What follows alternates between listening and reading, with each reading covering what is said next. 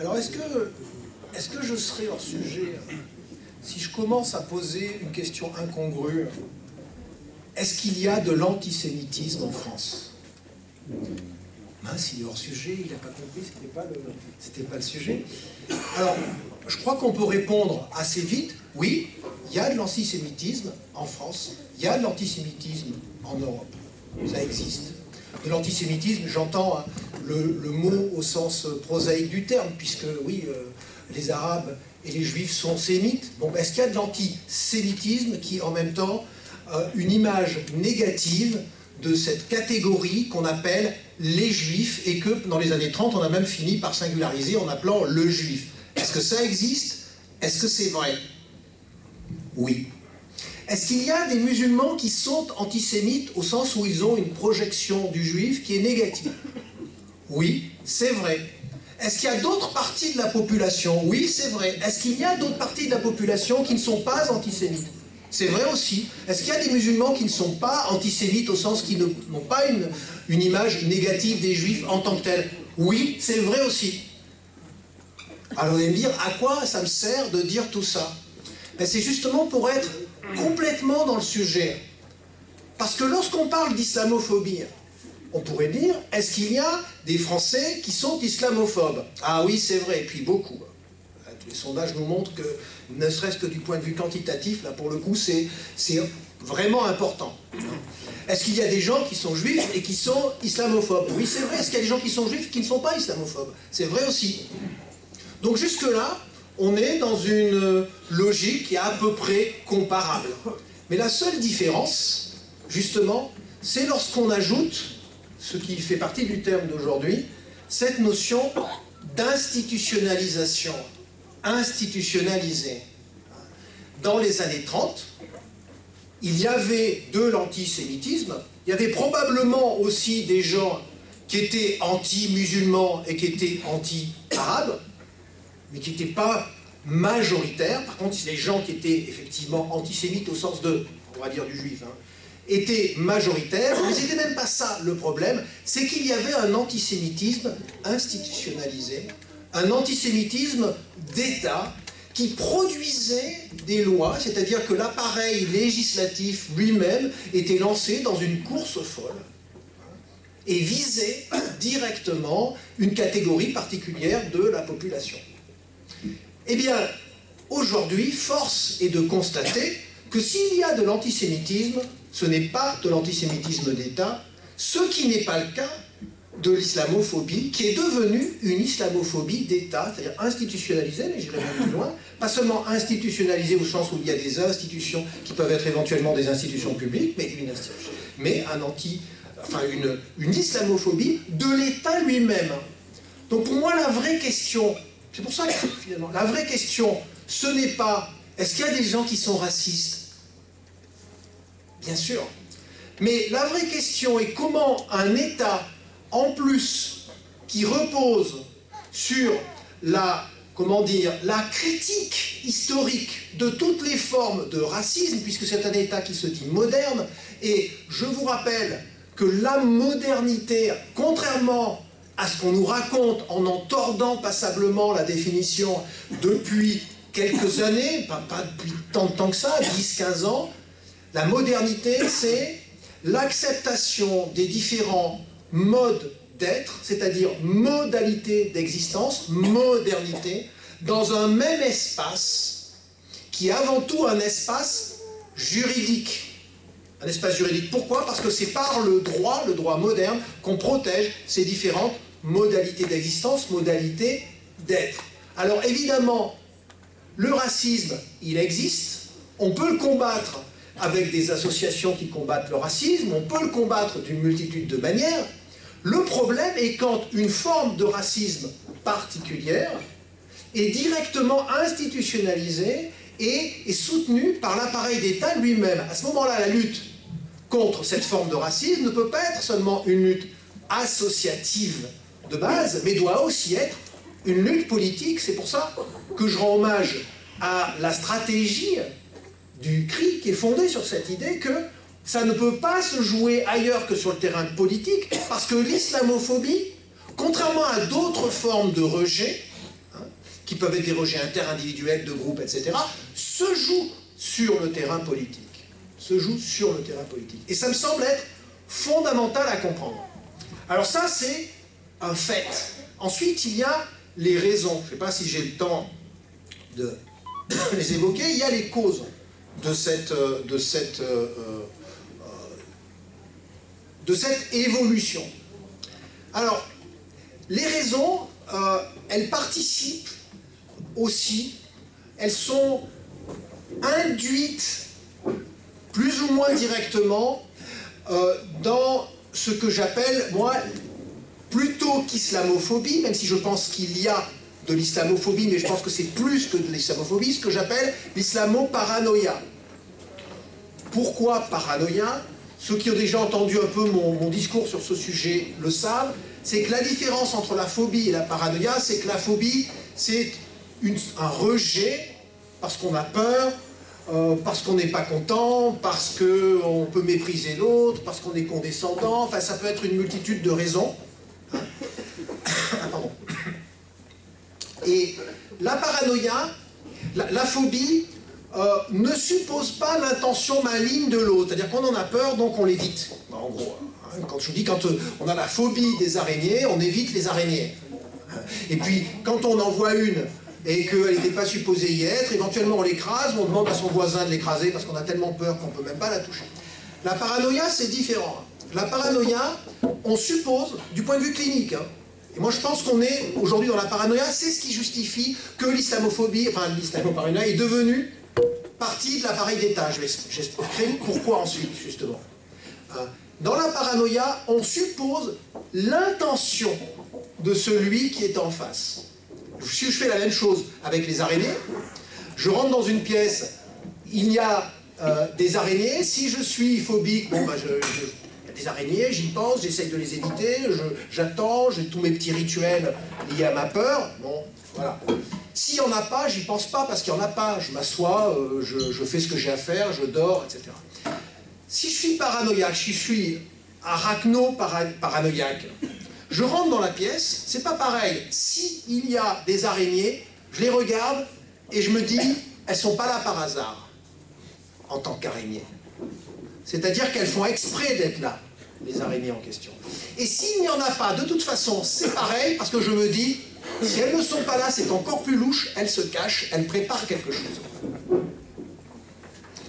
Et vous remarquerez que depuis le début des années 2000, le discours vis-à-vis des musulmans n'est plus un discours phobique et classiquement raciste tel qu'il pouvait exister dans les années 80, mais c'est devenu un discours paranoïaque parce qu'on suppose une intentionnalité maligne de leur part, entre guillemets. C'est-à-dire que tout signe d'islamité, en soi complètement inoffensif, je veux dire, des sandwichs halal au quick, enfin pour des raisons économiques évidentes, parce qu'il y a des consommateurs, hein, oui, le voile, hein, intégral, pas intégral, désintégré, un petit peu sur le côté, la barbe, comme ceci, comme cela, etc.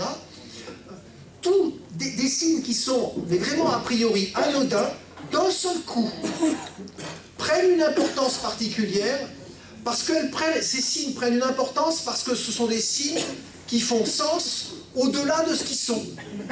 C'est ça la caractéristique de la paranoïa. Au-delà de ce qu'ils sont, ils font sens dans un système qui est supposé être un système musulman. C'est le fameux terme, c'est ce que j'avais évoqué dans mon livre, pour ça que je disais que c'est un terme qui est à prendre avec des pincettes et à analyser, c'est ce terme d'islamisation, qui se réfère à un processus qui est extrêmement profond dans l'inconscient collectif de ceux qui se veulent des Européens de souche et qui se redécouvrent comme des Européens de souche depuis le début des années 2000. Alors, je passe très vite parce qu'il y aurait une multitude de choses à expliquer pour valider mon hypothèse. Pour valider mon hypothèse, je pourrais la valider puisque je suis entouré d'un spécialiste du terrain qui connaît à peu près tout ce qui s'est passé, à la fois sur le terrain réel et à la fois comment ça a été traduit dans les médias, et puis d'un juriste éminent. Donc je pourrais évoquer un un élément toujours, cette question de l'évolution de la législation relative au voile. Et quelle est la caractéristique du paranoïaque? C'est qu'il change chaque fois de justification pour justifier une action qui va toujours dans le même sens. Mais il est obligé de changer de justification selon les circonstances. Première loi sur le voile, 2004, mars 2004. La justification qui, et j'en ai même discuté avec Bernard Stasi, je disais, ce n'est pas une loi qui étend la laïcité. D'ailleurs, juridiquement, ce n'est pas une loi qui étend la laïcité, elle n'est justifiée qu'au nom de l'ordre public, c'est-à-dire parce qu'il y aurait un danger imminent. Parce que sinon, on ne peut pas justifier ça. Juridiquement, une limitation de la liberté, des libertés publiques, des libertés individuelles. Donc, qu'est-ce qui va être dit? C'est qu'il y a danger parce que ces personnes qui sont mises en cause sont des mineurs. Donc des mineurs, c'est des mineurs qui sont incapables d'exprimer leur volonté, et donc il faut les défendre contre leur famille, contre le pouvoir des grands frères qui seraient des islamistes furieux, contre un tel autre, etc. Et donc comme ils ne sont pas pourvus de volonté parce que ce sont des enfants, eh bien c'est pour les protéger, et c'est au nom de ce danger, et non pas au nom de la laïcité, contrairement à ce qu'on a raconté dans les médias. En fait, ça n'a rien à voir sur le fond, juridiquement, avec la laïcité. Première justification. Alors moi je dis, parce que je suis quelqu'un d'extrêmement tolérant, peut-être trop finalement, très bien. Alors il y a peut-être danger, après tout, je ne sais pas tout, je ne vis pas dans le foyer des musulmans de France, donc je ne peux pas savoir exactement ce qui se passe, même si toutes les enquêtes nous montrent que ça ne se passe pas du tout comme ça, et que la plupart du temps, et que même souvent, sont des jeunes filles qui sont les plus fortes en tête, et que même elles se révoltent contre leur famille, et qu'elles sont donc pas vraiment conditionnées, mais faisons fi du problème sociologique, de la réalité sociale en elle-même, disons dont acte. Les musulmans, puisqu'on est obligé aujourd'hui de généraliser comme ça, puisqu'ils sont visés en tant que tels, ont obéi à la loi. C'est-à-dire que d'une manière générale, il y a eu une obéissance, une soumission réelle quoi, à cette loi. On aurait pu dire, ah, chapeau, si c'était un phobique, c'est quelqu'un qui a peur, on aurait dit, bon, c'est bien quand même. Bon, ils sont un peu inférieurs à nous, mais quand même, ils sont bien. Ils font ce qu'ils font. C'était la réaction du phobie qui considère, qui veut être en recul, mais qui... Là, non. On a dit, ils sont malins. Ils s'y prennent autrement. Ils s'y prennent autrement. Par exemple, il y en a certaines, il y en a une qui a osé se raser. Il y a eu le cas, elle a osé se raser. Pour respecter la loi, dit, oh, pour contourner la loi, non.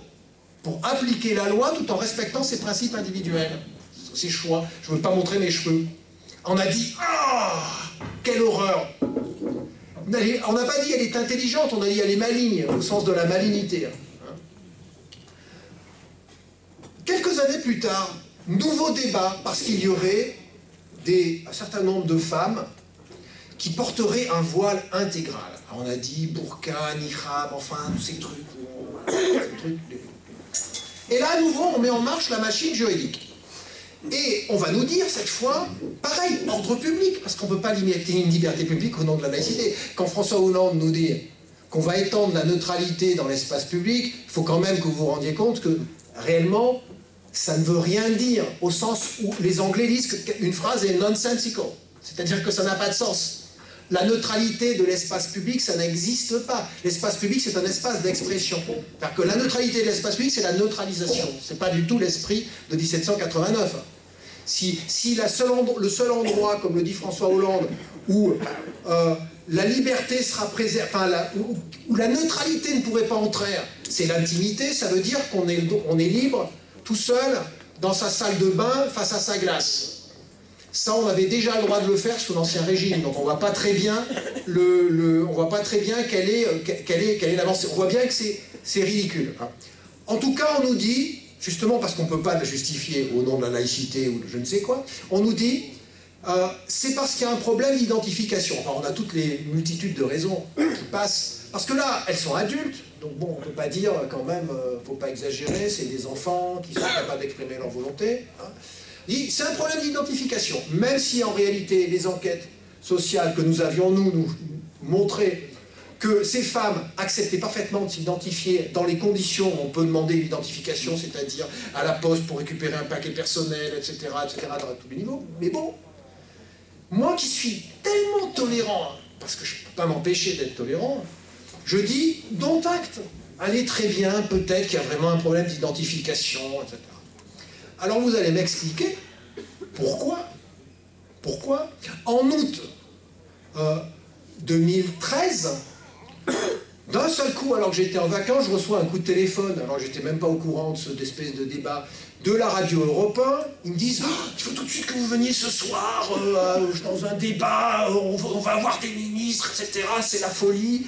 Je dis qu'est-ce qui se passe il paraît qu'il y a des problèmes à l'université.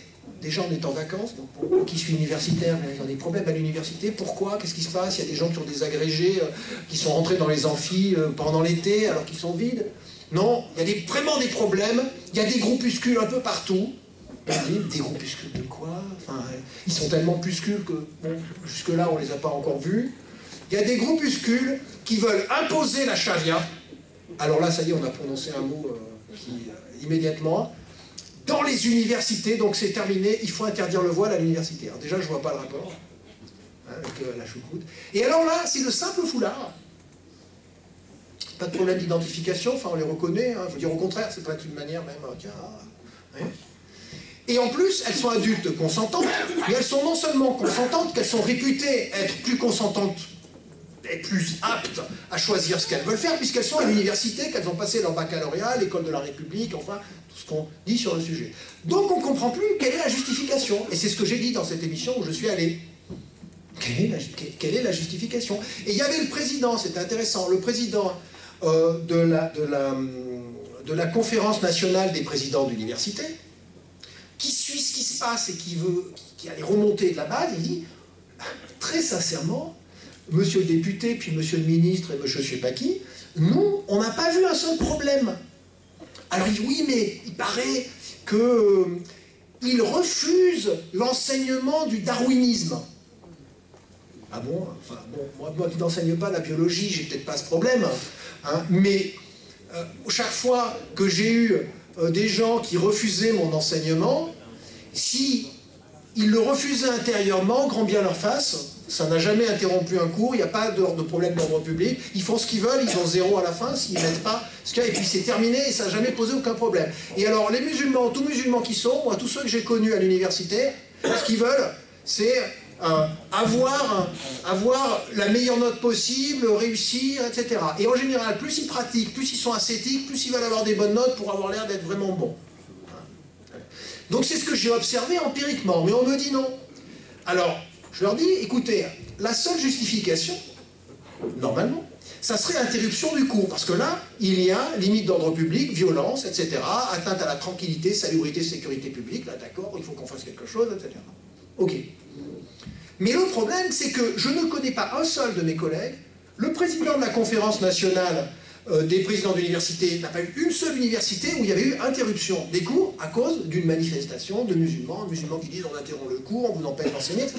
Ça ne s'est pas vu. Je leur dis, en revanche, moi qui suis pourtant plutôt de tendance trotskiste, il y avait des groupes trotskistes, hein, à la fin des années 60, au début des années 70, qui ont interrompu des cours, ça n'a pas provoqué... Alors ça a pu provoquer la préfecture, des mesures d'ordre public localisées et ciblées, et encore en faisant attention, parce que c'était quand même les enfants de la bourgeoisie. Donc si c'était finalement le fils du préfet qui bloquait les cours parce qu'il est trotskiste, le préfet, il est un peu... vous voyez, il réfléchissait avant d'aller interdire quand même... bon. Ou alors, vous faites attention, hein, vous les traitez bien. Vous voyez, c'est parce que, quand même... Bon. Là, ça n'a pas entraîné l'appareil législatif. Donc je leur dis... Pourquoi? Et ils me ressortent le coup des groupuscules, qu'on ne voit pas tellement qu'ils sont puscules. Je me dis, ils sont où ces groupuscules? Mais qu'est-ce qui se passe? Pourquoi vous voulez l'interdire? Et donc là, vous voyez bien que nous sommes dans un processus où on vise des gens en raison de ce qu'on pourrait appeler un procès d'intention, sens propre comme un procès figuré, avec l'appareil d'État, avec le soutien de l'appareil d'État. Et lorsque l'appareil d'État va dans un sens, ça a des effets sociaux pour sortir de l'aspect juridique, politique, etc. C'est le cas de Cyrine. L'affaire Cyrine, c'est typique. De plus en plus de proviseurs surinterprètent la loi, qui est déjà une loi qui vise directement les musulmans, mais eux, ils la surinterprètent parce qu'ils savent bien que ça vise les musulmans, et ils interprètent l'esprit de la loi. Alors qu'une loi, théoriquement, c'est fait justement pour qu'on soit dans la clarté et qu'on ne soit pas dans l'arbitraire. Non, là, ce sont des lois qui engendrent des effets supplémentaires d'interprétation individuelle.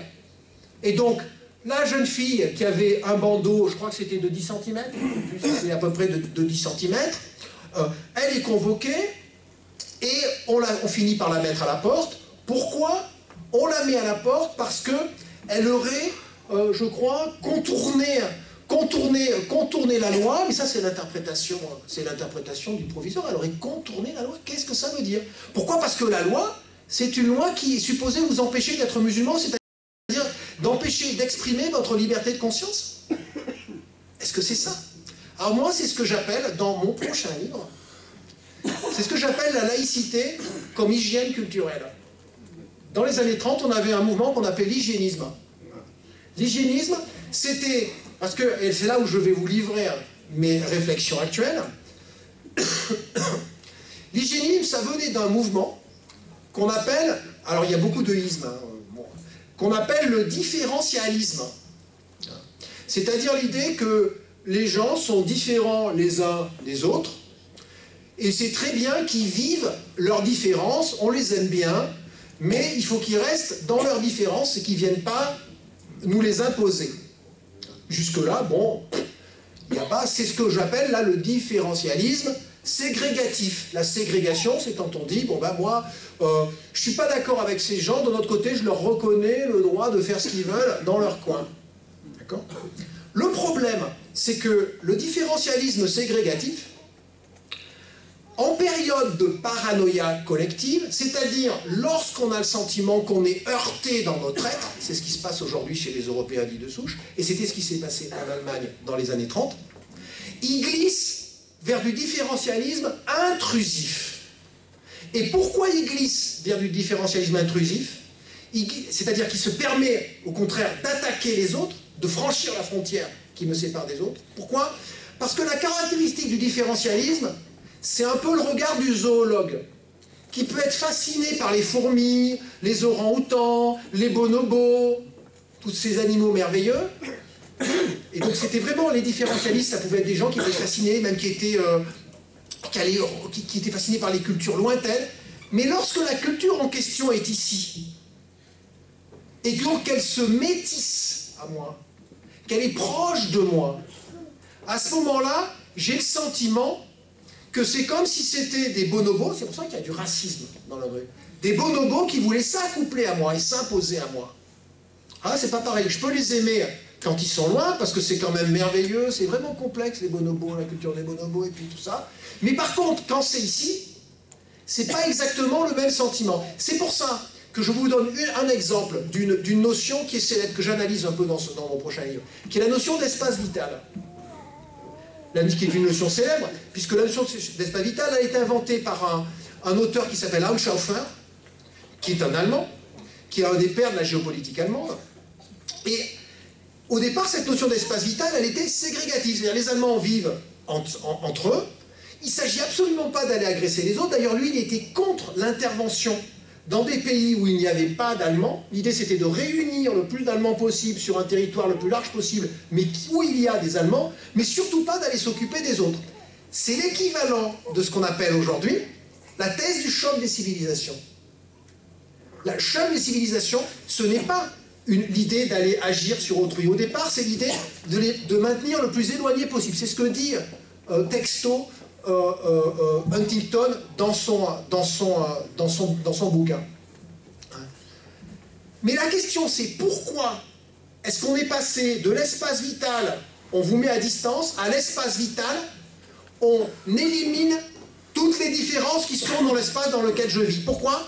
Parce que d'un seul coup, après le traité de Versailles qui humilie l'Allemagne, suppression d'un certain nombre de territoires, avant ça, les conquêtes napoléoniennes qui ont écrasé la Prusse, etc., etc., etc., et j'en passe, et plus la crise économique qui, elle, touche tout le monde, puisque c'est la crise de 29, mais en plus, avec cette humiliation extrêmement forte des Allemands. Le discours d'ailleurs de Hitler était un discours sur le traité de Versailles qui nous avait humiliés, etc., etc. La notion d'espace vital va être interprétée comme étant le droit d'aller se battre contre ceux qui sont en face. Pourquoi? Parce qu'en fait c'est légitime, parce qu'ils nous ont déjà attaqués. C'est-à-dire que le seul fait d'être là, en réalité ils ont une intention, on est dans la logique paranoïde, ils ont une intention, ils sont même partout, ils sont cosmopolites, les juifs sont cosmopolites, ils sont partout, ils infusent. Du coup, si on les attaque, c'est pas parce qu'on les attaque, c'est parce que c'est une contre-attaque, donc c'est de la légitime défense. Et en plus, comme on a déjà presque perdu, il y a un renversement de la représentation du faible au fort, puisqu'ils sont un peu partout. Du coup, on a le droit d'employer des méthodes qu'on n'aurait pas employées en d'autres temps. On a le droit d'être violent, puisque 1, c'est de la contre-attaque, c'est de la légitime défense. 2, ils ont déjà presque gagné. 3, comme c'est foutu, on peut prendre des mesures de dernière minute. D'où la notion d'espace vital, type Hitler. Qu'est-ce que dit en 2003 François Baroin dans son rapport au Premier ministre de l'époque, Jean-Pierre Raffarin, sur la laïcité? Il emploie la notion de nouvelle laïcité. Et qu'est-ce qu'il dit sur la notion de laïcité? Il dit « l'heure est grave, il ne faut plus faire dans la dentelle. Il y a un moment où la laïcité entre en contradiction avec les droits de l'homme, dit-il. » Ce qu'il dit. Alors que la laïcité est un produit direct de la logique des droits de l'homme. Il dit, elle entre en contradiction avec les droits de l'homme, et réponse. Et à ce moment-là, évidemment, il faut choisir la laïcité contre les droits de l'homme. C'est ce qu'il appelle la nouvelle laïcité. Heureusement qu'il a mis effectivement nouvelle, parce que c'est très nouveau, hein, cette idée. Moi, c'est ce que j'appelle la laïcité d'exception, comme il y a des tribunaux d'exception quand on se croit en situation de guerre. Il y a un renversement.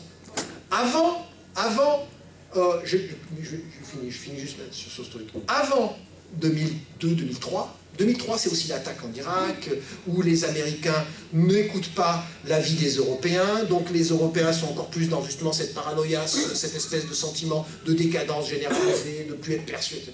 Bon. Qu'est-ce que dit ouais, voilà. C'est que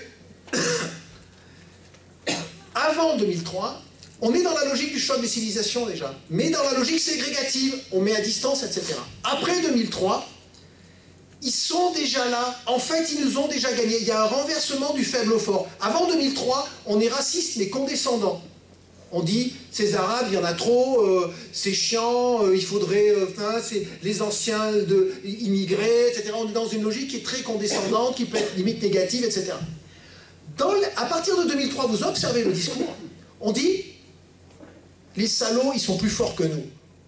Ils nous ont gagnés. C'est ce qui se passe dans les années 30. Renversement, ils sont déjà là, ils nous ont gagnés. Et on va avoir un renversement de la logique du faible au fort. C'est-à-dire que vous êtes faible, mais en fait c'est une ruse, c'est même la ruse de votre force.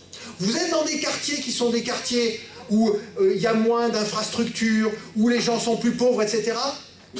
Michel Tribala, c'est que vous faites exprès, parce que comme ça vous êtes ensemble et vous êtes plus nombreux pour pouvoir attaquer le centre. Logique de guerre. Vous priez dans la rue parce que la mosquée est trop petite et pas les moyens de l'association de quartier, etc., etc. C'est parce que vous êtes en train d'essayer d'occuper le territoire. Donc toutes les faiblesses vont être traduites en termes de force intrusive.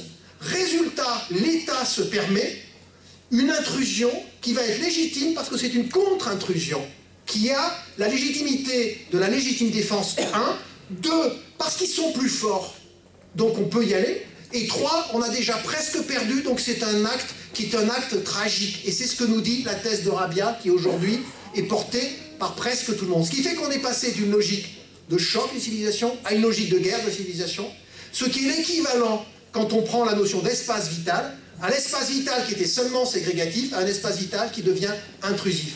Alors c'est extrêmement grave, et je finis par là, je finis par ce truc-là, parce que ça a donné naissance à ce populisme, ce que j'évoquais dans mon dernier bouquin, ce populisme qui vient, où j'explique qu'aujourd'hui on fait référence au peuple, peuple pris dans son ensemble, parce qu'on doit le défendre contre un mal extrêmement puissant.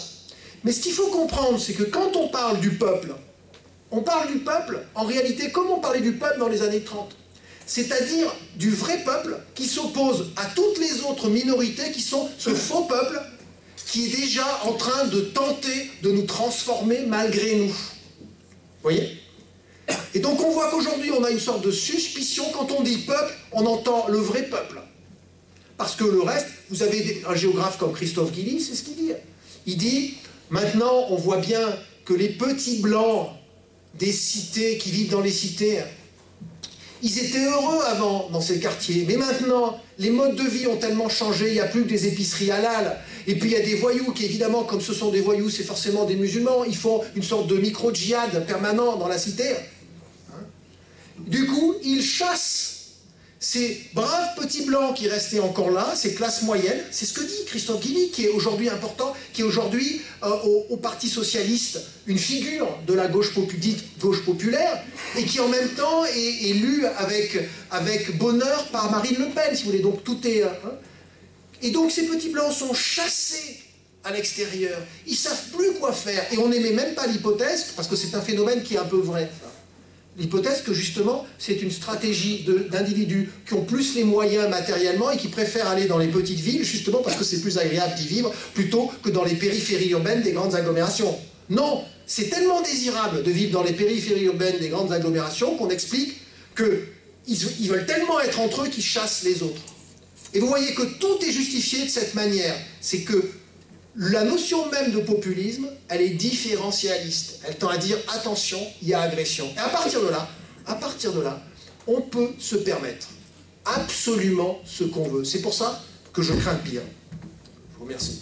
Merci.